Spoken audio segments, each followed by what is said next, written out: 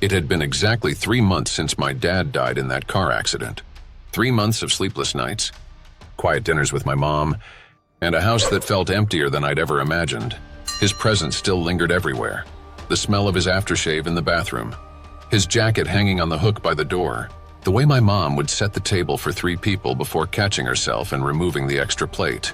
It wasn't just the physical absence that weighed on me, though. It was the silence, the kind of silence that sinks into your bones, making the air feel heavy and hard to breathe. The house that had once been filled with the sounds of his deep, booming laughter, his off-key singing in the kitchen, the quiet conversations between him and my mom after I'd gone to bed. It was all gone now.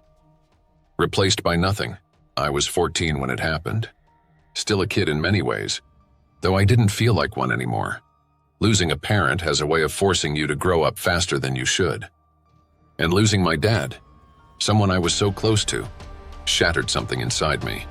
He had been my hero, this unshakable presence who seemed like he would always be there, until he wasn't. The night of the accident had been like any other. My dad had been out with some friends, just a casual dinner, and he was driving home when his car swerved off the road. They said he likely fell asleep at the wheel. It was quick, the paramedics assured us.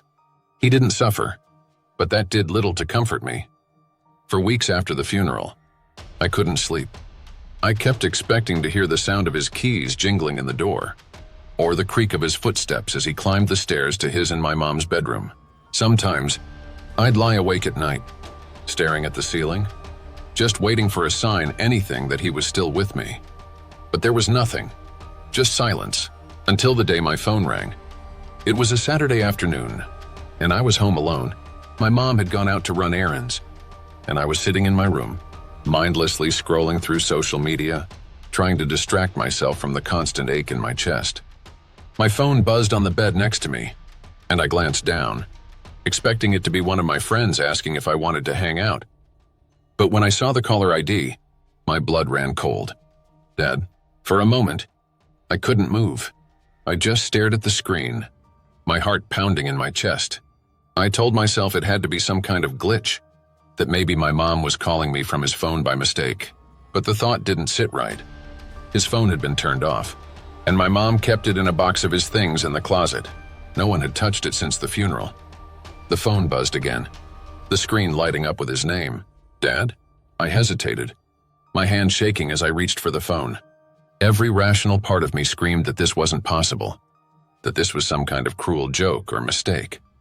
But a part of me, some deep, buried part of me that had spent months yearning to hear his voice again, wanted to answer. So, I did. Hello? My voice was barely a whisper, my throat tight with fear and anticipation. For a few seconds, there was nothing. Just static, crackling softly on the other end of the line. I waited, holding my breath, my heart pounding in my ears. And then, just as I was about to hang up, I heard something. It was faint, almost too quiet to make out, but it was there. I'm sorry, I froze. My hand tightened around the phone as I strained to listen. The static grew louder, drowning out whatever was being said, but I could have sworn it was my dad's voice. Broken, distant, but unmistakable. Dad? I whispered, my voice trembling. Is that you? More static, hissing and crackling through the speaker. And then, just as suddenly as it had started, the call dropped. The screen went dark, and I was left sitting there, staring at my phone, my heart racing, my mind reeling. It didn't make sense. None of it did. My dad's phone had been turned off. His number had been deactivated. And yet, somehow, I had just received a call from him. I told myself it had to be a prank. Maybe someone had spoofed his number, trying to mess with me. But who would do something like that? Who would be so cruel? I didn't tell my mom about the call. I didn't tell anyone. Instead, I spent the rest of the day in a daze, my mind replaying the sound of his voice over and over again. I'm sorry. That night, I lay in bed, staring at the ceiling, unable to sleep. Every time I closed my eyes, I heard his voice. It wasn't clear, it was muffled, like it was coming from far away, through a tunnel, but it was him. I was sure of it. At some point, exhaustion must have taken over because the next thing I knew, I was waking up to the sound of my phone buzzing on the nightstand.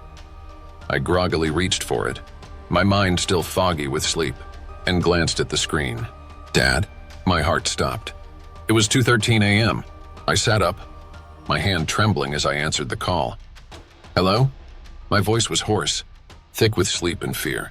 This time, the static was louder, more intense. It crackled through the speaker, making it hard to hear anything. But beneath the static, I could hear it again. His voice. I'm sorry.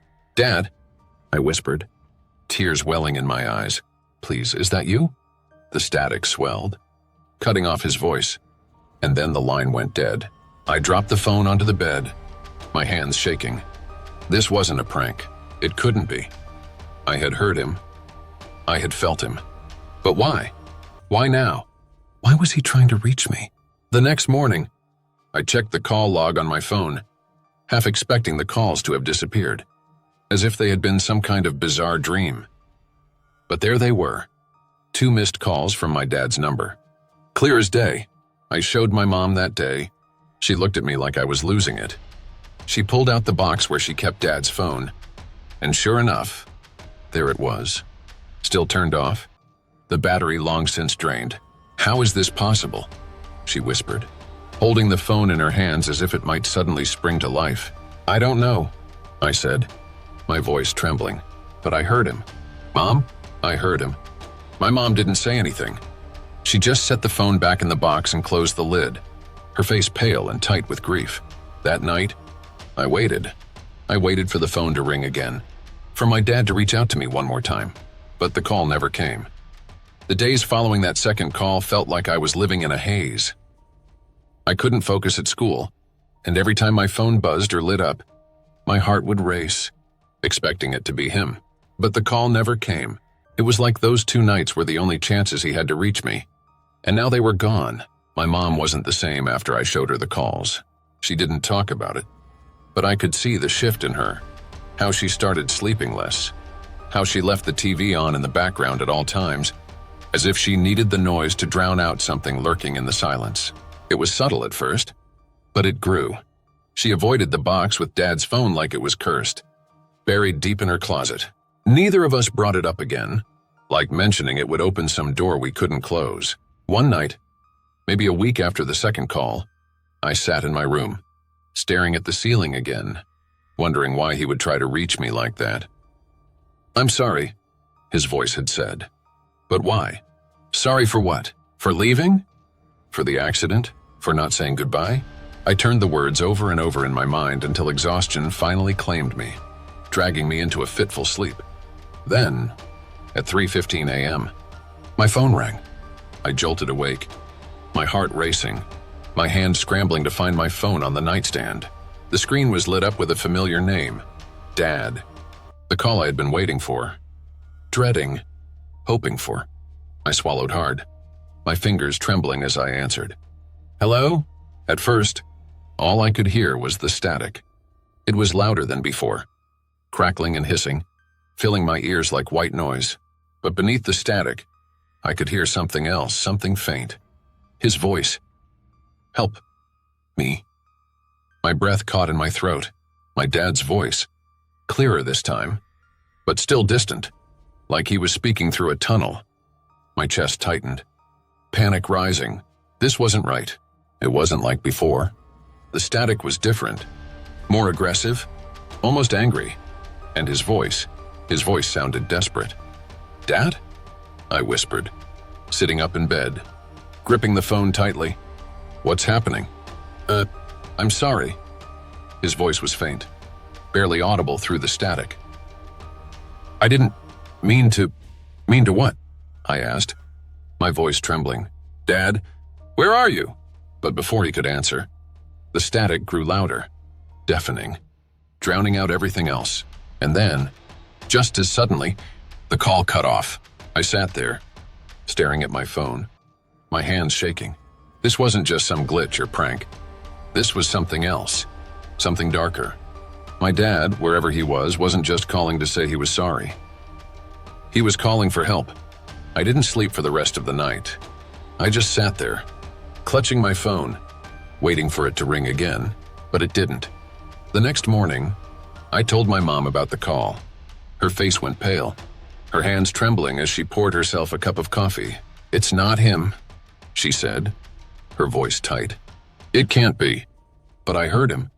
I insisted, my heart pounding. He said he needed help. My mom shook her head, setting the cup down with a shaky hand. "He's gone," she whispered, more to herself than to me. "He's gone, and you need to let him go." She walked out of the kitchen after that, leaving her coffee untouched on the counter. I could see it in her eyes. She didn't want to believe me. But deep down, I think she did, and that scared her. The calls stopped again after that, and for a while, things were quiet. Too quiet. My mom started acting stranger, as if she was hearing something in the house that I couldn't hear. She'd stand at the bottom of the stairs, staring up at the landing as if waiting for someone to come down. Or she'd sit at the kitchen table, listening intently to the silence, her head tilted like she was catching whispers I couldn't hear. One night, I came downstairs to get a glass of water and found her sitting on the couch, staring at Dad's old phone. It was still off, the battery long since dead, but she held it in her hands like it might suddenly start ringing. "Mom?" I whispered, stepping into the room. "Are you okay?" She didn't answer right away. Her fingers traced the edge of the phone, her eyes distant, her face pale. Finally, after a long silence, she whispered, "Do you think he's trying to tell us something?" My stomach dropped. She had been avoiding talking about the calls for weeks, and now she was asking this? "I don't know," I said, my voice barely audible. "But something isn't right."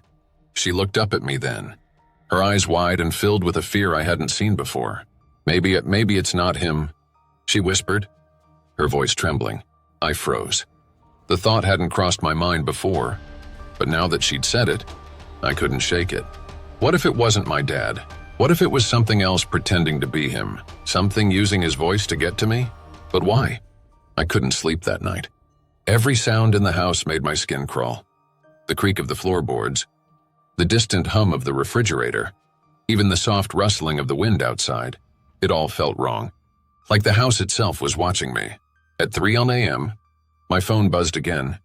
I didn't want to answer it. I didn't want to hear that static, that desperate voice asking for help. But I couldn't stop myself. My hand reached for the phone, my heart pounding in my chest. "Dad," I answered. This time, the static was so loud I could barely hear his voice.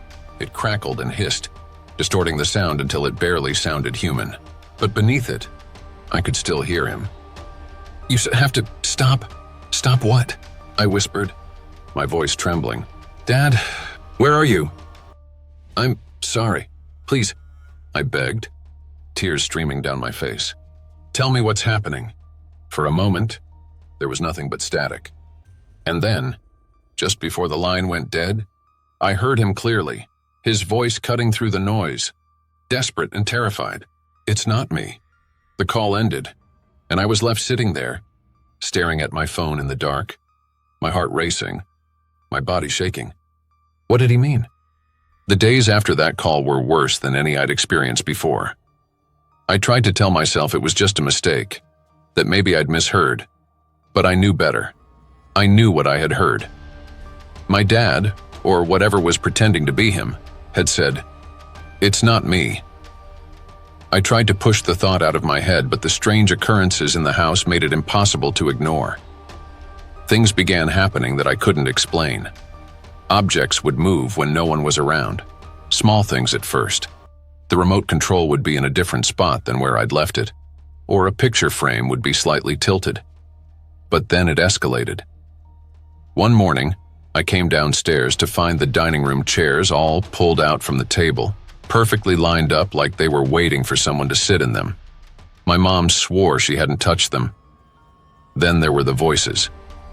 At night, I started hearing faint whispers coming from Dad's office, the room we hadn't touched since he died. My mom refused to go in there, and I couldn't bring myself to open the door.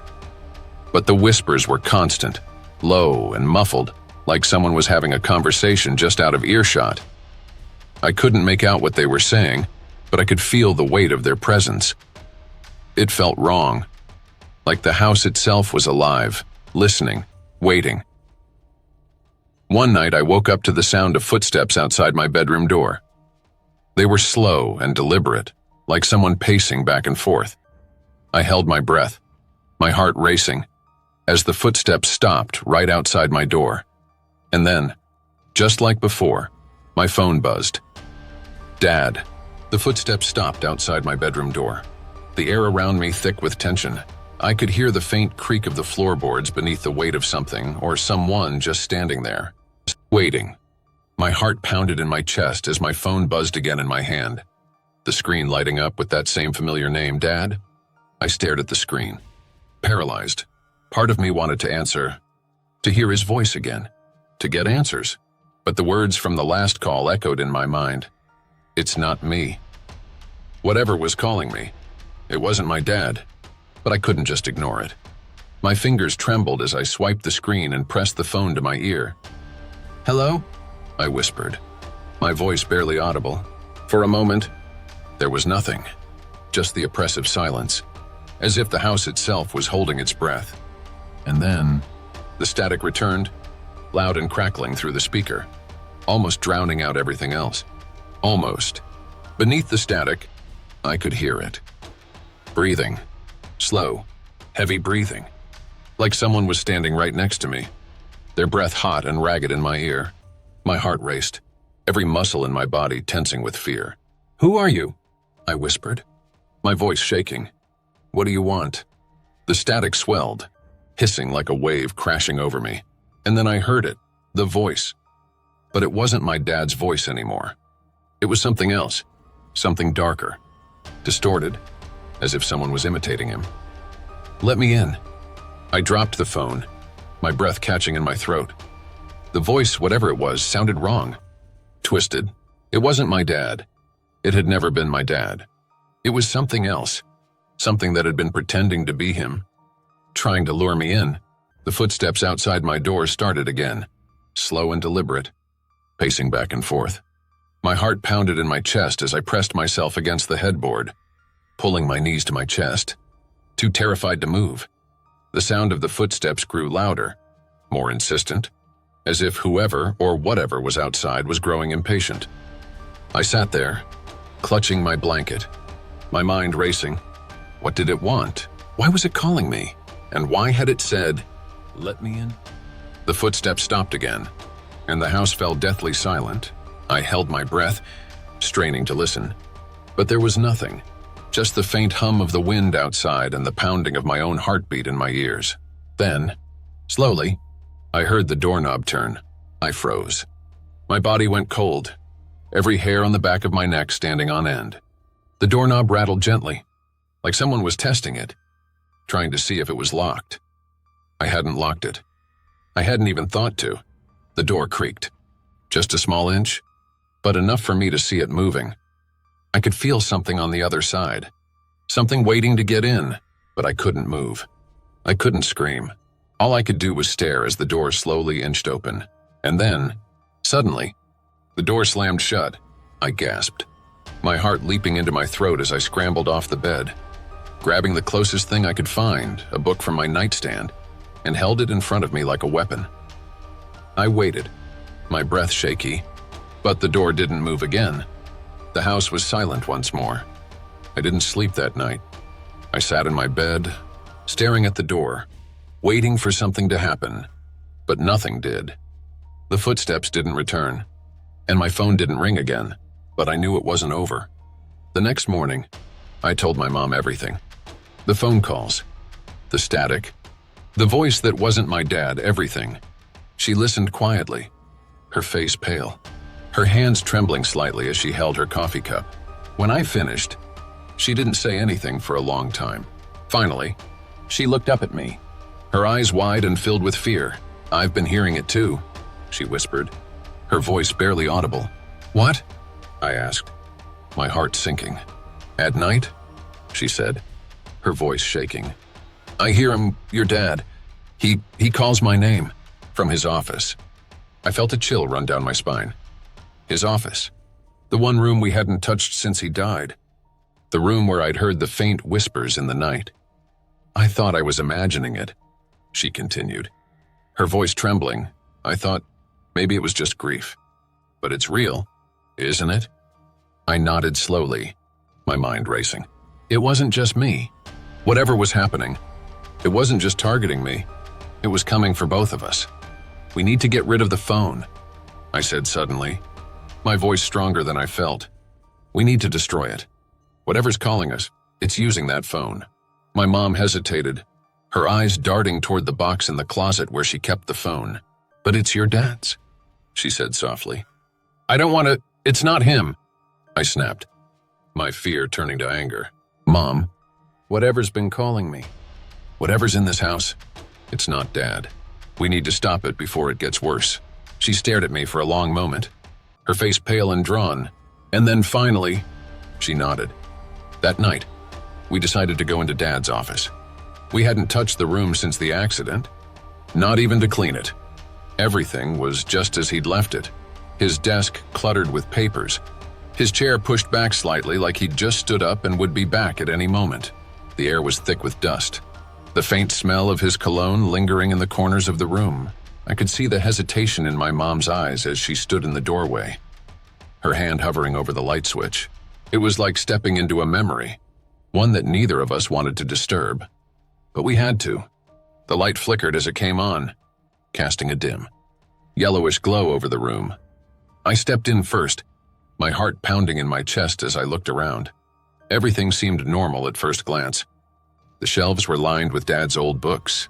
His favorite reading chair sat in the corner, and the window overlooked the backyard, just as it always had. But then I noticed something.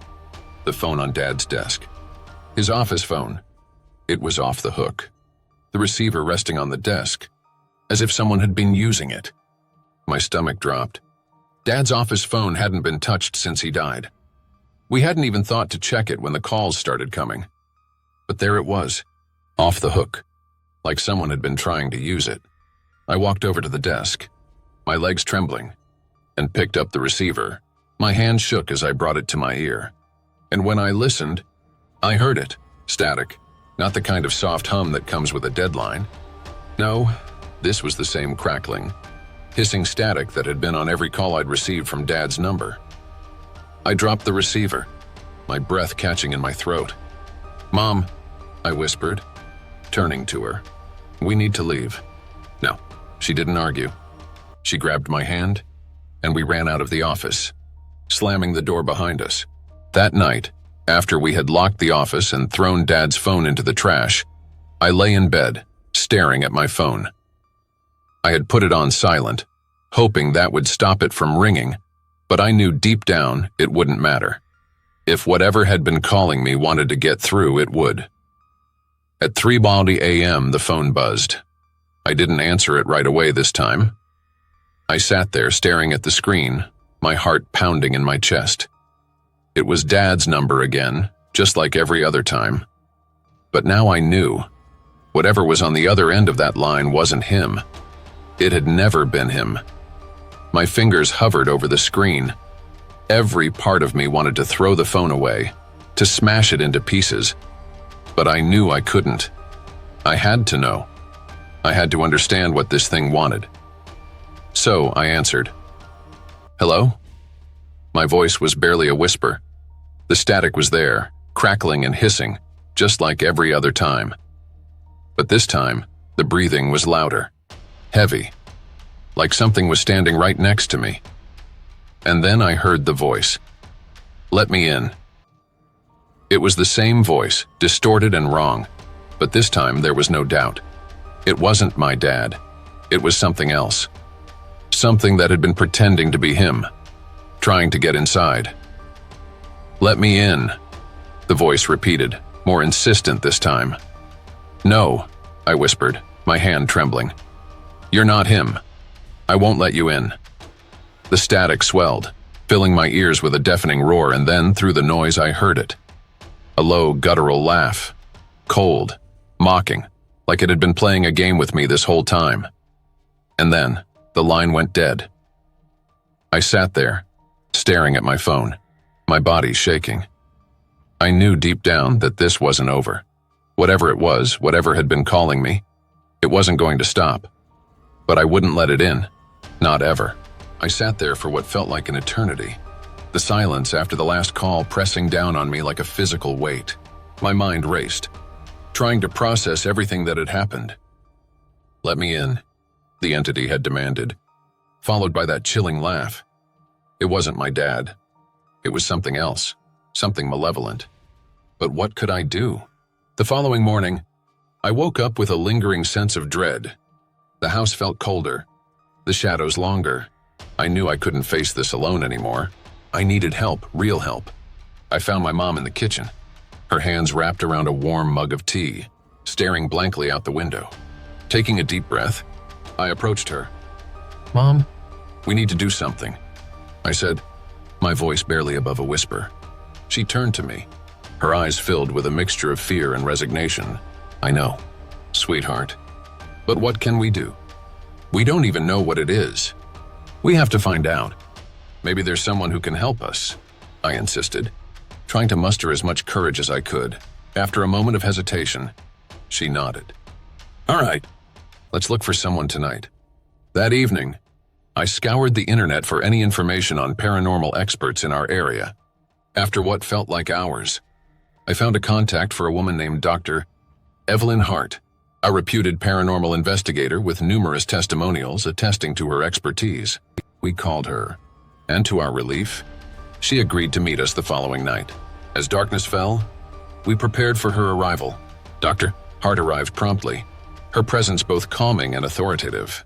She was a tall woman in her early 50s, with sharp eyes that seemed to see right through you. She carried a small bag filled with various tools, EMF meters, voice recorders, and other devices I couldn't identify. "Thank you for coming," she said, her voice steady. "I understand you're experiencing some unusual activity." I nodded, recounting everything that had happened, the calls, the strange occurrences, and the final message, "It's not me." Dr. Hart listened intently, her expression thoughtful. "I believe you're dealing with a restless spirit or perhaps something more sinister. Let's see what we can uncover." Dr. Hart suggested we start in Dad's office, the epicenter of the disturbances. Equipped with her tools, we entered the room once more, the air thick with tension. She began setting up her equipment, placing sensors around the room and attaching a voice recorder to the desk. "Let's see if we can capture any evidence of what's happening here," she said, her eyes scanning the room. We waited in tense silence, the minutes stretching on interminably. Then, just as before, the phone began to ring. My heart leapt into my throat as I glanced at it. But Dr. Hart gestured for me to stay calm. She approached the phone, her demeanor professional. "I'm going to answer this time," she said. "Stay back." Taking a deep breath, she picked up the receiver. For a moment, there was only static. Then, a voice emerged, distorted, but unmistakably not my dad's. "Let me in, Doctor." Hart remained unfazed. "Can you hear me?" she asked firmly. There was a pause. Then the static intensified. "You don't belong here. Who are you?" she demanded. "What do you want?" Silence filled the room, broken only by the persistent ringing of the phone. "Doctor," Hart frowned, turning to us. "It's not responding. Let's try something else." After the unsettling encounter with the phone, Dr. Hart suggested we delve deeper into the history of our house and Dad's past. We spent hours going through old documents, photos, and diaries that Dad had kept. It was during this research that we uncovered something startling. Dad had been involved in a local historical society, dedicated to preserving the town's heritage. Among his papers was a series of letters exchanged with a man named Victor Langley, a name I didn't recognize. The letters hinted at a project Dad was working on, something to do with the old mansion on the outskirts of town, a place rumored to be haunted. Why would Dad be interested in that mansion? I wondered aloud. Dr. Hart looked thoughtful. Sometimes, places like that hold dark secrets. It's possible that whatever is haunting you is connected to that mansion. Determined to find answers, we decided to visit the mansion the following day. The mansion stood ominously at the edge of town, its once grand facade now crumbling and overgrown with ivy. Windows were shattered, and the door hung loosely on its hinges. As we approached, a sense of foreboding settled over us. Inside, the air was thick with dust, and the wooden floors groaned under our footsteps. Dr. Hart led the way, flashlight in hand, her eyes scanning every corner for signs of paranormal activity. We found Dad's letters tucked away in a hidden compartment beneath the stairs.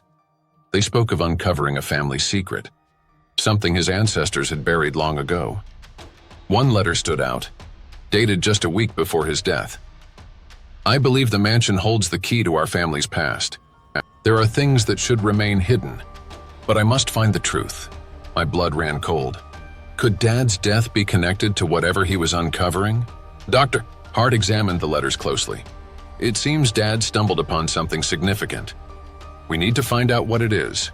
Guided by the letters, we searched the mansion until we discovered a hidden door behind a large, tattered curtain. It led to a narrow staircase descending into darkness. Taking a deep breath, we ventured down, the air growing colder with each step. At the bottom, we entered a small chamber. In the center stood an ornate chest, covered in intricate carvings that seemed to shimmer in the flashlight's beam. Dr. Hart approached it cautiously. This must be what Dad was looking for, she whispered. She opened the chest, revealing a collection of old artifacts, a tarnished locket, a stack of yellowed papers, and a small, leather-bound journal. I picked up the journal, recognizing Dad's handwriting. As I flipped through the pages, a horrifying realization dawned on me. Dad had uncovered evidence of dark rituals performed by his ancestors. Rituals meant to bind restless spirits to the earthly realm. The final entry was a desperate plea. I've made a grave mistake. The entity I sought to contain has grown beyond my control. If you're reading this, please, warn others. Destroy the chest and end this nightmare. Armed with this newfound knowledge, Dr. Hart explained that the entity was likely bound to our family by the very rituals Dad had tried to perform. It had been using the phone to reach out, attempting to break free from its confines. We need to destroy the chest, she said firmly. It's the source of the entity's power here. But destroying it wouldn't be easy. The entity would fight back, as it already had by trying to possess the phone and invade our lives. That night, we returned to the mansion with tools to destroy the chest. As we approached, the air grew thick with tension. The phone in my hand vibrated ominously, but this time, I ignored it, focusing on the task at hand. Dr. Hart began chanting an incantation from the journal, a ritual meant to sever the entity's ties. I stood guard, my heart pounding as the temperature dropped and shadows danced around us. Suddenly, the phone rang, the screen displaying Dad once more. Ignoring it, we continued our work. The entity was desperate, trying every trick it knew to prevent us from succeeding. Don't listen to it, Dr. Hart shouted over the chaos. Stay focused! With a final, forceful strike, the chest shattered, releasing a blinding light. The room shook, and a deafening scream echoed through the mansion. The phone fell from my hand, clattering to the floor as the entity's presence was violently expelled. Silence followed, heavy and oppressive. Slowly, the temperature returned to normal, and the shadows receded. We stood in the wreckage of the chamber, breathing heavily. The phone, now silent, lay forgotten on the ground. The entity was gone, its hold broken. Dr. Hart looked at us with a mixture of relief and exhaustion. It's over, she said softly. You're free. We left the mansion, the first rays of dawn breaking on the horizon. The house no longer felt haunted. The oppressive atmosphere lifted. My mom and I knew that Dad had sacrificed himself to protect us, to contain the darkness that had plagued our family for generations. As we drove away, I glanced at the rearview mirror, feeling a sense of closure. The phone, once a symbol of fear, was now just another memory. But the lessons we'd learned would stay with us forever. Months passed, and life gradually returned to normal. The strange occurrences ceased, and the weight of grief began to lift. My mom and I grew closer, bound by the ordeal we had endured together. One evening, as I was organizing old boxes in the attic, I found Dad's journal.